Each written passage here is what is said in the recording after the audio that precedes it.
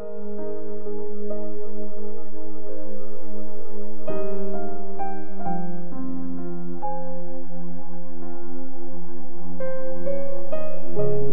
chapter 9. Ang prayer ni Daniel para sa bayan niya.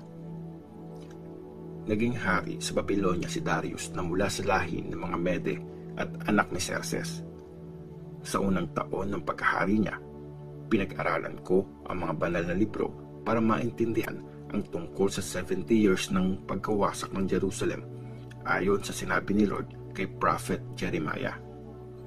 Tapos, buong puso ako nagpray at nakiusap kay Lord God. Nag-fasting ako, nagdamit panduksa at naupo sa abo. Nagpray ako kay Lord na Diyos ko at nag-confess ng aking mga kasalanan. Sinabi ko, O Lord God, Ikaw po ang dakila at kamanghamanghang Diyos na tapat sa kasunduan at tapat na nagmamahal sa mga taong nagmamahal sa iyo at sumusunod po sa mga utos mo. Nagkasala kami, nagkamali at naging masama. Nagrebelde po kami sa iyo at tumalikod po sa mga utos at mga batas mo. Hindi po kami nakinig sa mga servants mong prophets na sa ngalan mo po nagsalita sa aming mga hari, mga leaders, mga ancestors at buong bayan. O Lord, lagi ka pong nasa katuwiran, pero lagi naman kami nagdadala ng kahihiyan sa mga sarili namin. Ganito ang nangyari sa lahat ng mga taga-Judea, taga-Jerusalem, at sa lahat ng mga Israelites na pinatapon mo po sa iba't ibang lupain dahil sa pagtataksil nila laban sa iyo. Dahil sa pagkakasala namin sa iyo, O Lord, nilagay namin sa kahihiyan ang mga sarili namin.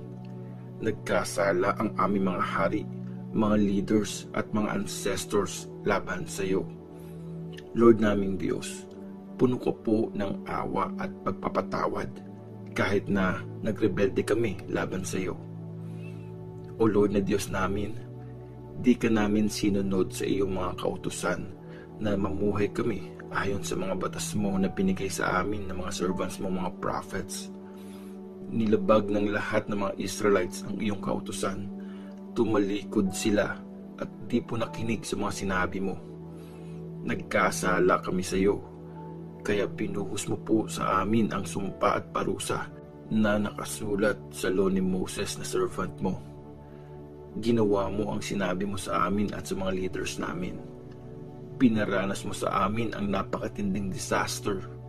Never pang nangyari kahit sang parte ng mundo ang nangyaring pagwasak sa Jerusalem. Tulad ng nakasulat sa law ni Moses, nangyari nga sa amin ang kaparusahang ito. Pero kahit na nangyari yon, di pa rin kami nag-try na magsumamo sa iyo. O Lord na Diyos namin, di rin namin tinalikuran ang kasamaan ni inisip man lang na totoo ka sa sinasabi mo.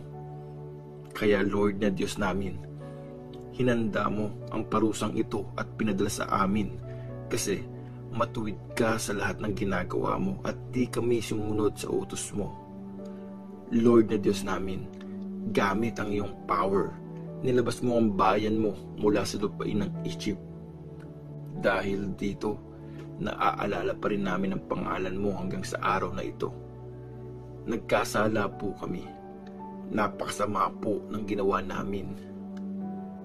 O Lord, matuwid ang mga ginagawa mo.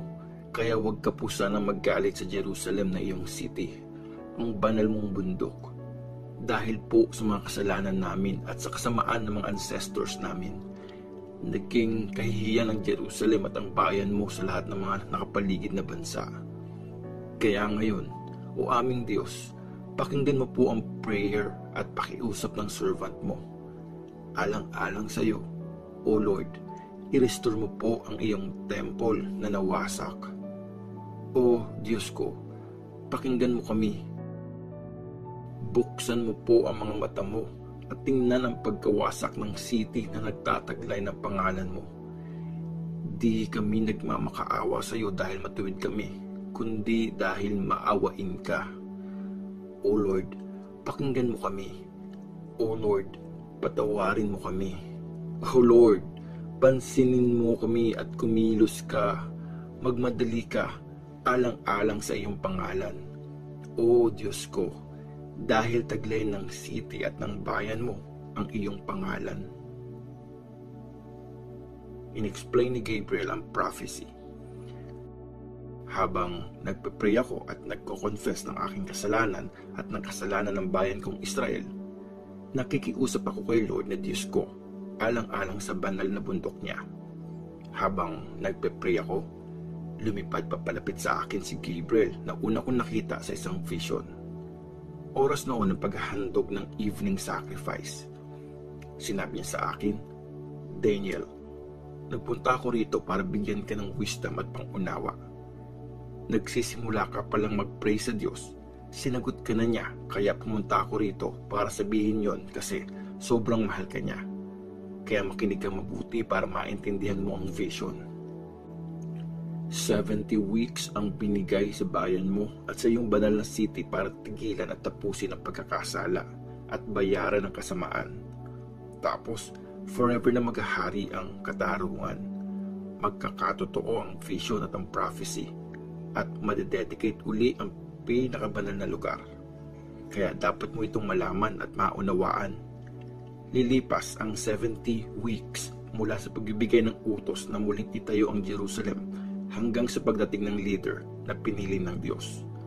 Sa loob ng 62 weeks, muling itatayo ang Jerusalem na may mga daanan at patitibay na pader, pero panahon din ito ng kaguluhan. After ng 62 weeks, papatayin ang piniling leader at mawawala sa kanya lahat. Darating ang mga sundalo ng isang powerful na leader at wawasakin nila ang city at ang temple. Parang isang rumaragasang baha na darating ang katapusan at magkakaroon ng gera hanggang sa wakas. Tinakdaan na ng Diyos ang pagkawasak na ito. Gagawa ang leader na ito ng isang matibay na kasunduan sa maraming tao sa loob ng isang linggo. At pagkatapos ng kalahating linggo, papatigilin niya ang paghandog at pagkasacrifice. Ilalagay niya sa itaas ng temple ang kasuklam-suklam na lapastangan. Mananatili ito doon hanggang sa wakasan ang naglagay ng bagay na ito gaya ng plinano ng Diyos. Daniel chapter 10. Ang vision ni Daniel sa may kilid ng Tigris River. Sa ikatlong taon na paghahari ni Cyrus ng Persia, isang message ang nireveal kay Daniel na tinatawag ding Belteshazzar. Totoong message at tungkol ito sa isang malaking kaguluhan. Naintindihan ni Daniel ang message dahil pinaunawa ito sa kanya sa isang vision. Ito ang sinulat ni Daniel. Nung time na yun, 3 linggo na ako nagluluksa. 3 linggo akong di kumain ng masasarap na pagkain o ng karne. Di rin ako uminom ng alak at di rin nagpahid ng langis sa ulo. Nung ika-24 na araw ng unang buwan, habang nakatayo ako sa may gilid ng malaking Tigris River, tumingala ako at nakakita ng isang lalaki na nakadamit ng telang linen at gawa sa punong ginto ang sinturon niya. Parang batong topas na kumikinang ang katawan niya. Kasing liwanag ng kidlat ang mukha niya at parang nag-aapoy na torch ang kanyang mga mata. Makintab na gaya ng pinakinis na bronze ang mga braso at legs niya at parang ingay ng napakaraming tao ang tunog ng salita niya. Akong si Daniel lang ang nakakita sa vision. Di ito nakita ng mga kasama ko kasi nanginginig sila sa takot. Kaya nagtakbuhan sila at nagtago. Naiwan akong mag-isa kaya nakita ko ang nakaka-amaze na vision. Namutla ako at nawalan ng lakas. Nang marinig ko ang boses niya, bigla akong nakatulog ng mahimbing na nakasubsob sa lupa. In-explain ang vision. Pagkatapos, may isang kamay na humawak sa akin at tinayo ako nito habang nanginginig ang mga kamay at tuhod ko. Sinabi niya sa akin, Daniel, ikaw na sobrang mahal ng Diyos. Tumayo ka at intindihin mong mabuti ang mga sasabihin ko. Pinadala ako sa iyo. Nanginginig naman akong tumayo after niyang sabihin ito. Sinabi pa niya sa akin, huwag kang matakot, Daniel, Dahil mula pa nung unang araw na nagpakumbaba ka sa harapan ng iyong Diyos, pinakinggan na niya ang prayer mo. Kaya nandito ako. Pero sa loob ng 21 days, pinigilan ako ng angel ng kaharian ng Persia hanggang sa dumating si Michael na isa sa mga chief angels. Tinulungan niya ako dahil naiwan akong mag-isa kasama ng mga hari ng Persia. Pumunta ako rito para ipaintindi sa iyo ang mangyayari sa iyong bayan sa mga huling araw tungkol sa future ang nakita mong vision. Pagkasabi nito, napayuko ako at di makapagsalita. At may isang angel na mukhang tao ang humipo sa lips ko. Sinabi ko sa kanya, "Sir, nanghina ako at naubusan ng lakas dahil sa vision na ito. Paano po ako makikipag-usap sa inyo?" Para akong isang alipin nakatayo sa harapan ng master niya. Hinang-hina na ako at halos di na makahinga. Muli niya akong hinawakan at lumakas ako. Sinabi niya, "Huwag kang matakot. Mahal ka ng Diyos. Ipanatag mo ang loob mo. Magpakatapang ka at magpakatatag." Lumakas ako nung sabihin niya yon at sinabi ko, "Sir, magsalita ka po. Pinalakas mo ako." At sinabi niya, "Alam mo ba kung bakit ako nagpunta rito? Babalik na ako sa Persia para labanan ang angel ng kaharian na yon. Pagkatapos, darating man ang angel ng Greece. Pero dapat kong sabihin sa iyo kung anong nakasulat sa libro ng katotohanan. Wala akong makatulong sa pakikipaglaban sa mga angels na ito except kay Michael, ang angel ng Israel."